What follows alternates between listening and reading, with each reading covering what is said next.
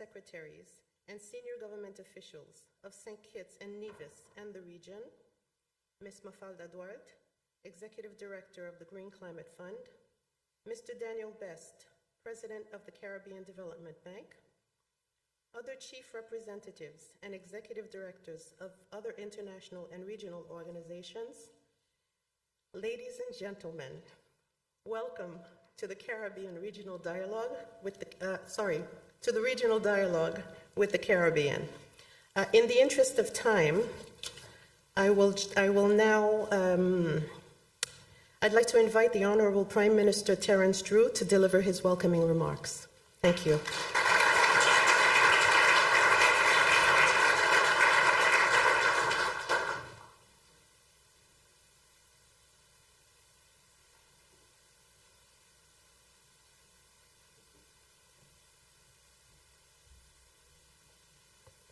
Good morning to all.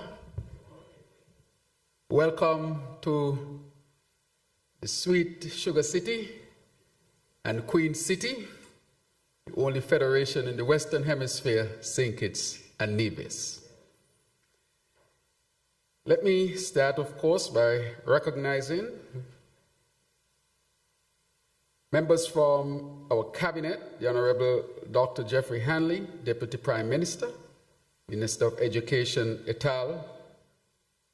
I also want to recognize with us our Attorney General, the Honorable Garth Wilkin, Honorable Conrad Maynard, Honorable Marsha Henderson, Honorable Salma Duggins, Honorable Aislinn Phillip, and also our Cabinet Secretary, Dr. Marcus Natter. But of course, allow me to recognize the Honorable Dr. Joel Clark, Minister of Sustainable Development, Environment and Climate Action. And I mention all of those because it's because of her direct hard work, her and her team, that we are able to host today this most esteemed meeting, the GCF Roundtable here in the region. Put your hands together for her.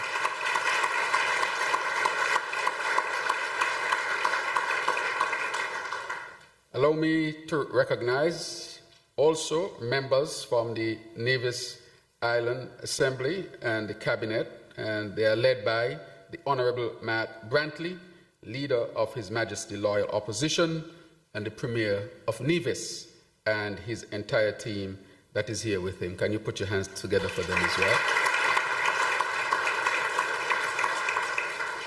Honorable Ryan Strawn, Minister in the Ministry of Finance. Also want to recognize Honorable Kate McConney, Minister of Economic Affairs and Investment of Barbados. I want to recognize the Honorable Senator Michael Joseph, Minister of State within the Ministry of Health, Wellness, Social Transformation and Environment of Antigua and Barbuda, who is here with us. And to definitely also recognize the leadership from GCF as well, who is here with us. Ms. Mafalda Duarte, Executive Director of the Green Climate Fund. Thank you for coming to St. Kitts and Nevis. Can you put your hands together for her and her team? Mr. Daniel Best, President of the Caribbean Development Bank, who is also here and has been working tirelessly hard with us to really deal with the many issues that we are dealing with. And I want to recognize him for the excellent work they have been doing thus far. But allow me to recognize members of staff of the Green Climate Fund, the Chair and Organizing Committee of the GCF Regional Dialogue with the Caribbean, sponsors who are here, visiting delegations, technical teams, and other stakeholders, presenters, participants, and other specially invited guests, members of the media, and of course, ladies and gentlemen, and citizens and residents of St. Kitts and Nevis. We also have members from the Diplomatic Corps, and we welcome you as well. I'm told that Prime Minister Motley will be here any time soon, and so she will enter at, I think, in a few more minutes. But allow me to say that St. Kitts and Nevis welcome this type of dialogue. Being a recently elected Prime Minister, having to deal with the issues, the multi-crisis, as we call it in our region, which involves the issue of climate and all that it entails to deal with the transformation of an economy that would be more resilient. It is important that we get going as we have done and keep going. This is indeed a very challenging situation for all of us here in the region and indeed the world. And that is why this dialogue is so important. I want to thank you for choosing St. Kitts and Nevis. And it shows that St. Kitts and Nevis is making its representation as a country within the Caribbean as SIDS, that we are determined to be at the table. Because I was told once that if you're not at the table, you're on the menu. And we don't intend to be eaten. So it is with immense pleasure that I welcome all of you again to St. Kitts and Nevis for this vital Green Climate Fund dialogue with the Caribbean. I therefore extend greetings to Honorable Mia Motley, who will be here right now, very soon, and all of the others whom I have mentioned in my opening. Your presence here underscores our shared commitment to addressing climate change and building a sustainable future for the Caribbean. I would also like to extend a special welcome to the executive, as was mentioned before, and hope that you are having a wonderful time here in St. Kitts and Nevis. We gather at a crucial moment. Our islands face escalating challenges from climate change, including rising sea levels, more intense hurricanes, and increased drought. I find that the theme of this gathering is timely, which is towards a resilient Caribbean, advancing regional solutions for climate action, sustainable growth, and inclusive development. Indeed, the ethos of the Green Climate Fund is reflected in its motto, raising ambition, empowering action. My sincere hope is therefore that we will use this dialogue to resolve the barriers that are preventing us from matching our raised ambitions to urgent actions that are needed on the ground. The Caribbean region has always set its sights higher than its geographical limitations.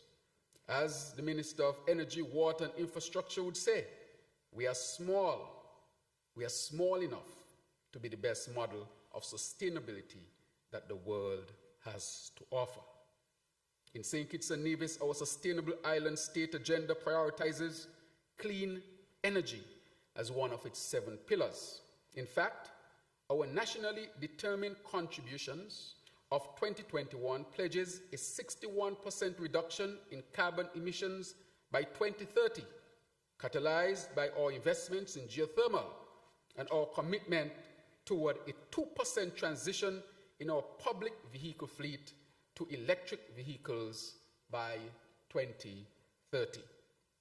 Our commitment to renewable energy and energy efficiency offers us a pathway to not only mitigate the threats caused by climate change, but also to stimulate economic growth and enhance our resilience.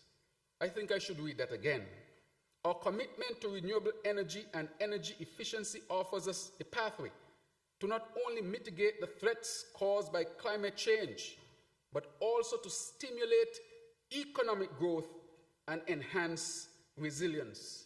In other words, dealing with the scourge of climate change is not opposed to economic growth. For us, they are one and the same. And that is why I am pleased to hear that Ms. Duarte, Executive Director of GCF, will be visiting Nevis tomorrow to have discussions with the Honorable Mark Brantley, Premier, and to engage with stakeholders of the geothermal project, including our energy consumers who are expected to benefit from this transformative initiative. I also understand that the GCF will be documenting some of the progress being made in St. Kitts and Nevis toward our EV transition. On the matter of Nevis, I want this to be an example for the region and the world. The Honorable Mark Brantley is the Premier of Nevis. He is also the opposition leader in the federal government. However, on taking office, he and I met, and I said, the opposition, let's welcome Prime Minister Motley.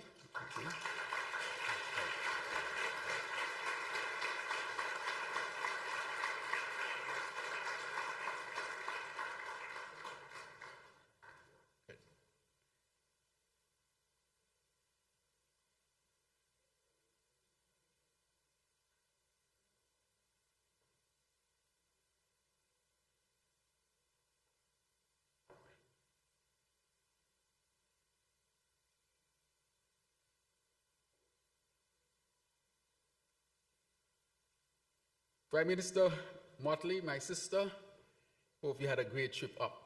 It looks that way. Exactly. As I was saying, that the relationship between the leader of the opposition and myself speaks to a larger question of collaboration. If we are expecting the world to collaborate with us, we must first learn to collaborate with ourselves. And so he and I, we have sat, and with all of the other differences, there's one difference that we would not have, and that is a difference on whether we should develop geothermal here in the Federation or not.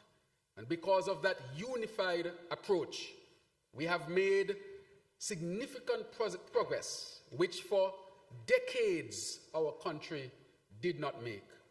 And it goes to show that if the political will is to always put the people and country above self, then almost anything else can be achieved.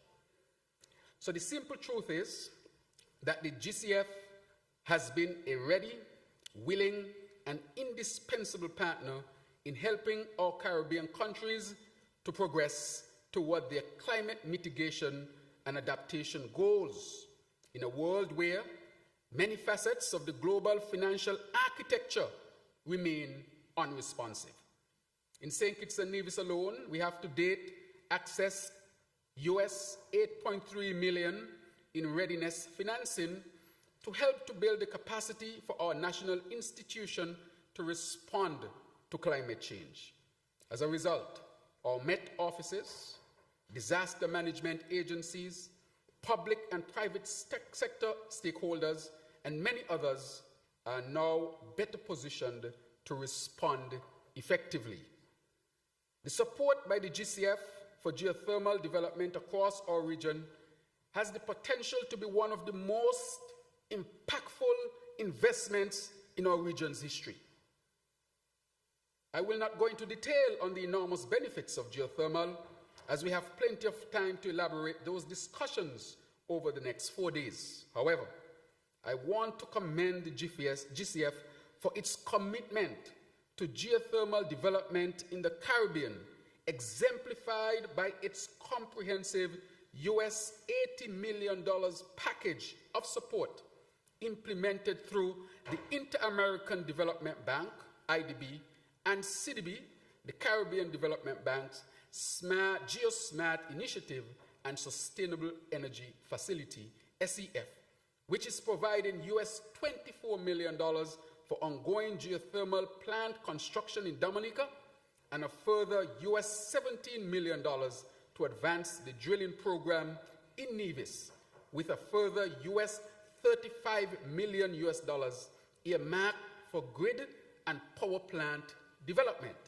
This support is also contributing to the OECS GeoBuild project, providing advisory and capacity building support for geothermal development within the OECS. It is important, therefore, that we as a region always promote the interconnectedness of our sustainable development priorities. In St. Kitts and Nevis, our sustainable island state agenda is holistic, focusing also on a reliable and sustainable water supply, climate-smart agriculture, and resilient housing, just to name a few. I am aware that St. Kitts and Nevis has in GCF's pipeline over US $60 million in potential projects, focusing on our water and agriculture sectors, and these are working their way through the feasibility stage. In Barbados and Grenada, we have seen the GCF approve over US $200 million in project financing, including over $140 million in grants to advance climate adaptation in the water and wastewater sectors. All of this to say that GCF understands and continues to understand even more. But just a fact of life is that St. Kitts, of all the countries in the region, has had the least support thus far. However, it is being accelerated, and I'm sure this meeting in St. Kitts and Nevis at this time will be pivotal in making sure that we are at the table and not on the menu.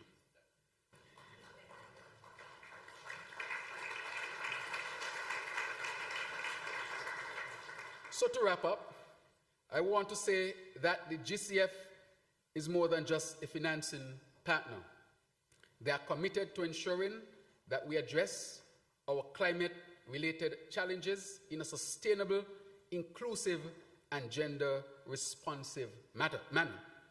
I want to encourage the GCF to continue its modus operandi of continual internal examination and reform in order to ensure that your procedures and requirements are as agile as they can be and respond in timely manner to the needs and conditions on the ground. Ultimately, the urgency of responding to climate change can only truly be seen through the eyes of the everyday citizen.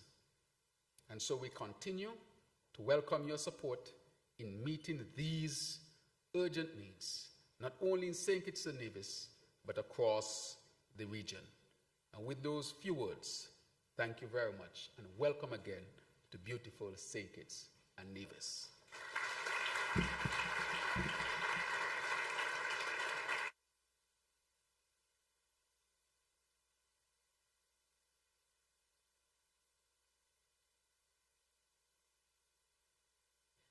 Thank you, Excellency, for your powerful words and your passionate expression of appreciation for our partnership with GCF. We take note of your guidance about sitting at the table. Thank you for that. And at this time, I would like to invite our Executive Director, Mafalda Duarte, to deliver her opening remarks.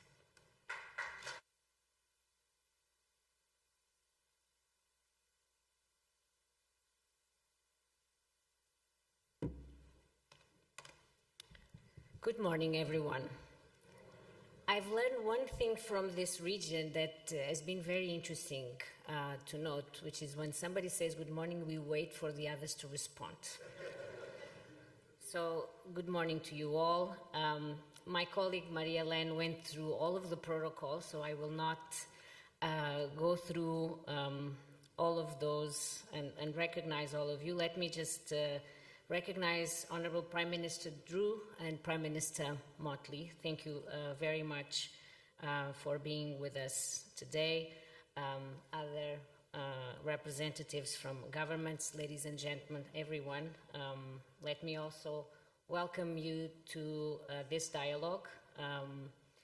And of course, I'm coming from Barbados. I spent a couple of days in Barbados as well. And I also recognize the people I think it's important to recognize the people of St. Kitts and Nevis for the hospitality and everybody in the government for making this regional dialogue possible. I was meeting earlier on with the Honorable Prime Minister Drew, and I was telling him and the team that I normally don't go to regional dialogues because we have many regions in the world and we normally organize this rather regularly. But I did decide to come to this particular regional dialogue because to me it's rather important to come to specific regions that are highly vulnerable to climate change, to the climate change impacts, and actually witness the challenges that you are facing, that the different countries are facing, and really see with my own eyes, which is something that I very much appreciated just now in my time in Barbados, see with my own eyes how climate is impacting infrastructure and how it's impacting the lives of people. Last year, again, I was in this region in Antigua and Barbuda when the SIDS conference was organized. Again, a great opportunity to see the challenges of Antigua and Barbuda, but also engage with the representatives from the Caribbean, but also from the Pacific and the islands in the Indian Ocean and Africa. So in Barbados, I saw firsthand and as a matter of fact, I was also sharing with Prime Minister Mia Mottley that one of the instigators for me to actually dedicate my career to climate change was seeing the impact that climate change was having in infrastructure and coastal infrastructure in Africa. I was based at the time in Mozambique, and as I was traveling the country and seeing the floods and how the floods had damaged the infrastructure and on the coastal side, what was happening to the coastal infrastructure, that really triggered me. Right now in Barbados, I managed to see how climate change is also impacting ports, bridges, roads. And yesterday, I didn't have a lot of time, but I certainly drove around a little bit, St. Kitts, and can again see it's visible, the vulnerability of the infrastructure and the land when hurricanes might hit, or even slow onset disasters. And I'm looking forward to visit Nevis tomorrow and engage with all of the stakeholders in terms of the geothermal power project. I do believe, like Prime Minister Drew has indicated, this has the potential to be very transformative for Nevis, but also for the other countries where we are making investments as well. So, as I think about GCF as a partner to all of you, and I was thinking about it this morning as I was thinking about my notes and what I wanted to say at this particular point. The words that came to my mind, which some of you might agree or you might bring in other adjectives, is GCF probably to you has been a difficult partner, a complex partner, and we are trying to address that. But at the same time, and based on the data that I see, has been one of your strongest supporters. And with what I consider to be a partner that has one of the greatest potential to work with you and all of the public and private sector entities to achieve the greatest impact. I'll come to the point of efficiency later in our fireside chat, but let me come back to this point of one of your strongest partners. When I came to GCF, this was a year and a half ago, and I started to look at how much are we investing in different parts of the world. And it was quite reassuring for me to see how much we are investing in Caribbean and the Pacific as well.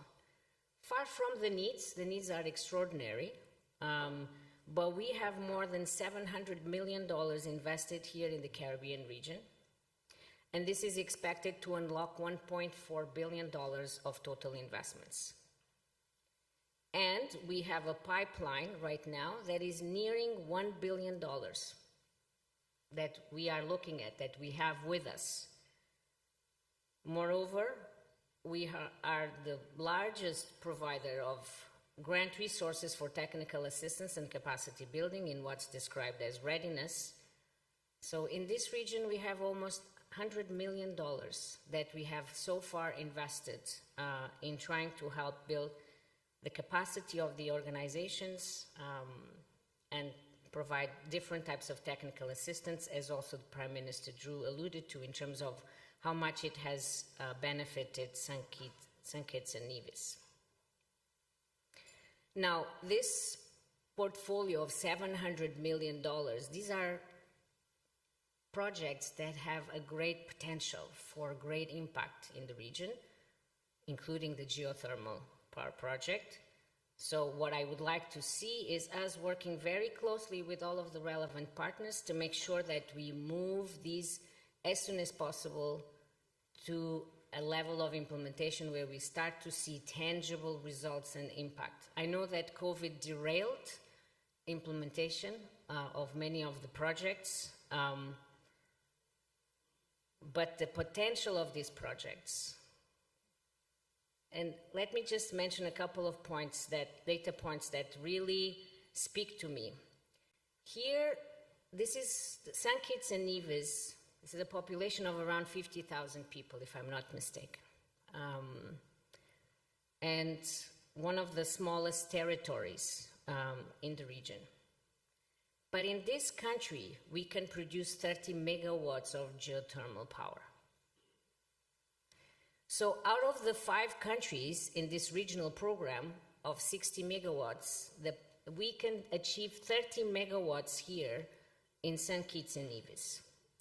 And this has not only the potential to fully meet the energy needs of St. Kitts and Nevis, while making energy much more affordable, because the tariff is expected to reduce from 35 cents kilowatt hour to less than 20 cents kilowatt hour, but also to make the country an exporter of electricity and green hydrogen.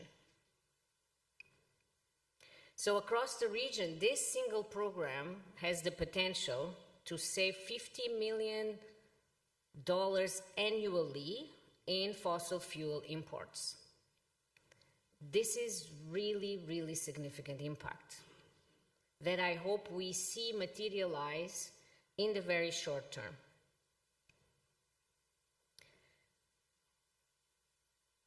At this point in time, we know what the geopolitics are internationally. We know that we will be facing challenges in terms of availability of resources in the form of climate finance. So therefore, it's really important to think strategically about these resources and partnerships. What would be the most impactful strategic approaches here for the Caribbean, in the region, and in each country? So I have a few questions that I would like to leave with you, which I hope will permeate the discussions during this regional dialogue. We have the single largest envelope of resources in this system, and believe me, I've been working in this system for quite some time. The GCF board approved in October 2023 $500 million of grant resources for readiness. This is the largest envelope of grant resources to support technical assistance and institutional capacity building. The Caribbean, as I said, has $100 million that we have been supporting throughout the years. So it's a good time, based on your experience, to try to reflect what has been the impact and how do we maximize it going forward. So I hope this is one of the questions that can be reflected. The other thing is, and I was also sharing with PM Motley, I was in South Sudan. It's a very fragile, conflict-affected country, one of the most vulnerable countries to climate change globally as well. And last year I had been in Somalia, another one very fragile, conflict-torn country, very highly vulnerable to the climate change impacts. And as I was engaging with the stakeholders and with the government, one of the things that they kept telling me is, how do we maximize the funding that reaches the people and the projects? How do we make sure when we think about the implementation arrangements that not a lot or the bulk of the resources get consumed on the way? So this has a bearing in terms of issues of accreditation of the entities in the region, the scope of the accreditation of the entities in the region. But beyond that, the partnerships between the accredited entities and the executing entities. So this question of how do we maximize the resources that actually reach the communities and that target the infrastructure investments. The other thing which we will be talking shortly, which I think is another very important question, is readiness, using the readiness for regional work. How can we pool resources of readiness for work at the regional level that can really unlock significant infrastructure investments? We will be sharing the conversations that I've had with Prime Minister Motley, but also this morning with Prime Minister Drew. Ultimately, I think it's important for us to all to realize GCF is quite unique in this system in the sense that we work with all types of partners. You have a menu of partners to choose from that are all accredited to GCF, and we will be accrediting more. Right now, we have more than 130 organizations accredited with GCF, and we have more than 140 in the pipeline, including many entities in the Caribbean region, national level entities. So this is quite unique in terms of the Green Climate Fund because we work from the large international financial institutions, both multilateral and bilateral. We work with large private sector entities directly, but we work with a whole network of national and regional entities. So we sit at a very privileged point in terms of being able to really help you unlock these different partners and helping you unlock these different partners coming together. And we do know how important private sector is. We will not be able to meet the infrastructure needs globally, including here in the Caribbean, if we do not unlock private sector investments at a scale. So this is the way that I think it's important to consider GCF support and the maximization of GCF support to achieve the greatest impact.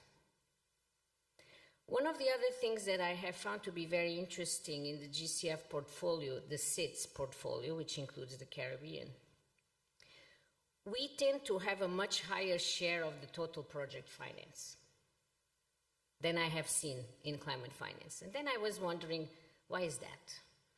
And I think one of the key reasons is because many of your other partners have limitations of how much they can finance each of the countries, what it's called headroom limitations. So it's a combination of that, plus the fact that we can actually deploy to the same types of projects grants, debt, equity. We have a lot of flexibility and we can really tailor both the financial terms and the risk sharing.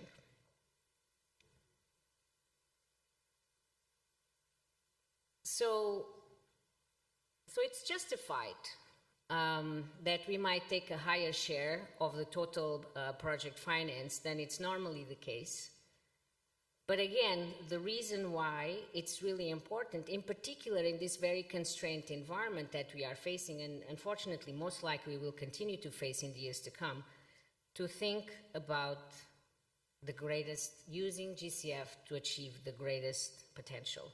And how do we bring the national, regional, international, public and private institutions together?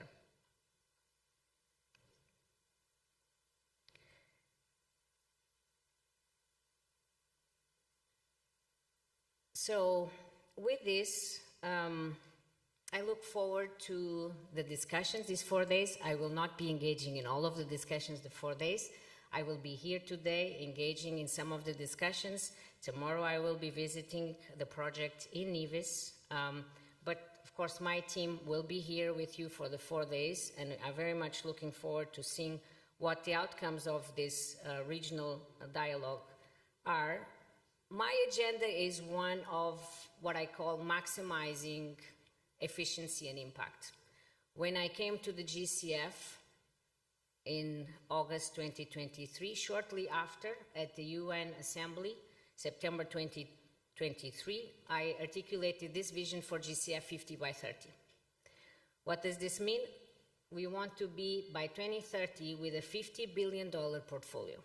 At the moment, we have a $17 billion portfolio, and we are set to program another $10 billion, which will take us to around 26, 27 billion by 2027. From then onwards, we want to be able to deliver another $23 billion because we need ambition. This agenda requires ambition, even in these most difficult times that we are facing. And our commitment is from then onwards, from 2030 onwards, to deliver 50 billion every 4 years. But we also know that we cannot keep operating the way we have been operating in the past, because that's a much larger scale of investments, and they have to achieve the greatest impact, which requires efficiency. And an efficiency that we don't have in GCF at the moment, we are working through, and we don't have in the system. Because, colleagues, I know that there are other colleagues here from other financial institutions. This is not just an issue of the GCF. This is an issue of the entire system. We are not fit for purpose because we have to invest so much in infrastructure globally to respond to this challenge. If we are doing it at the pace and with the requirements we have right now, we will never get there. We will have missed it. We will have missed the objectives and our goals. And if there's one thing from this current geopolitical environment that we can take from, is actually that greatest push to really think hard about what is it a system that is fit for purpose, an efficient system. So that is the vision that we are working towards, and at the center it's efficiency, impact, efficiency, impact. How do we become the partner of choice? How do we maximize impact for the most vulnerable? How do we maximize private sector investments? So we look forward to an even stronger partnership with the region, focusing on these critical themes. And we want to keep hearing from you on how we become a partner of choice. How do we become that partner that maximizes efficiency and impact? Because this is no time to say that climate doesn't exist or climate change doesn't exist.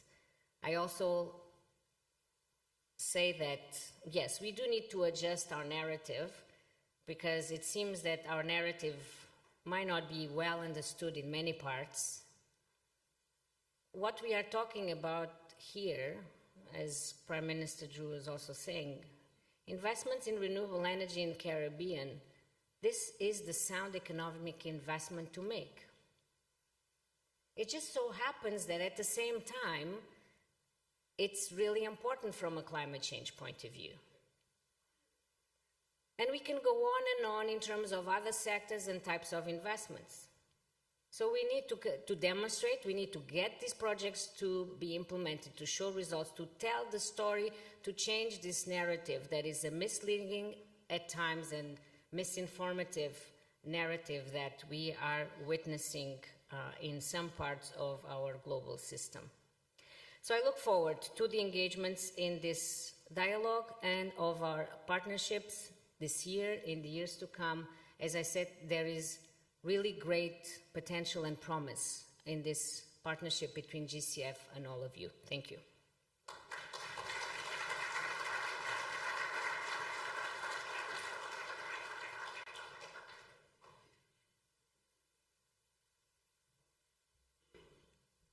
Thank you, ED.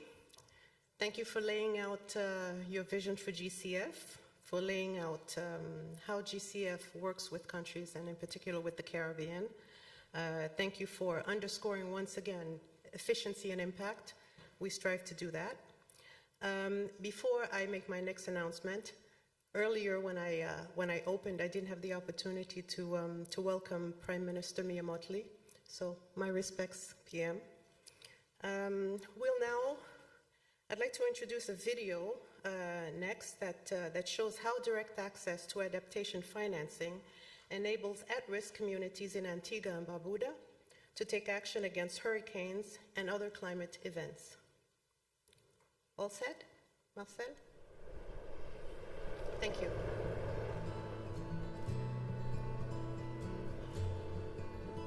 We have a duty to the community to help, support as much as we can. This is why we are here, to be a help to humanity. I get great fulfillment in the work that I do. I want to be able to impact lives in any way possible. And so it's always my privilege to be involved in this kind of work.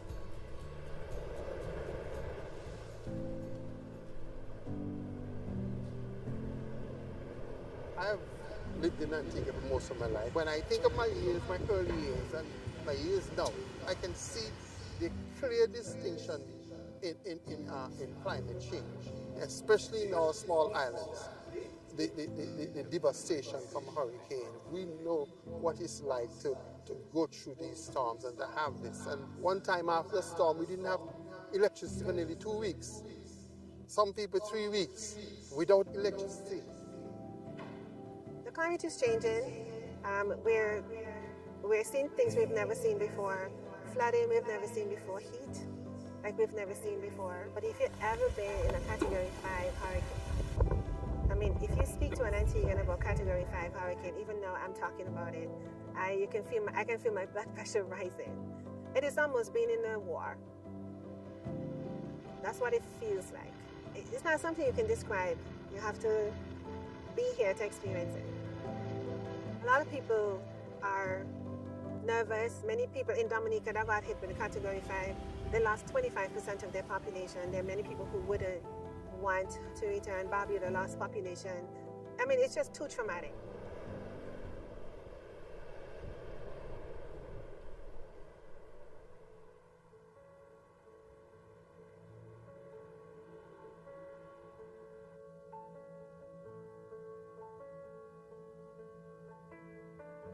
Would have identified the churches. So basically it's for them to get solar panels as well as to reinforce their roof to make it much more stronger, to get some hurricane shutters, to fix their doors, for them to have water tanks. So, once there's a hurricane, we don't have no current. So we wanted for them to be able to sustain themselves in the event of the hurricane. They would have current, they would also have water, and it's strong enough. So we just wanted a structure that was extremely strong for them to withstand during the case of a hurricane. They're comfortable and they're safe.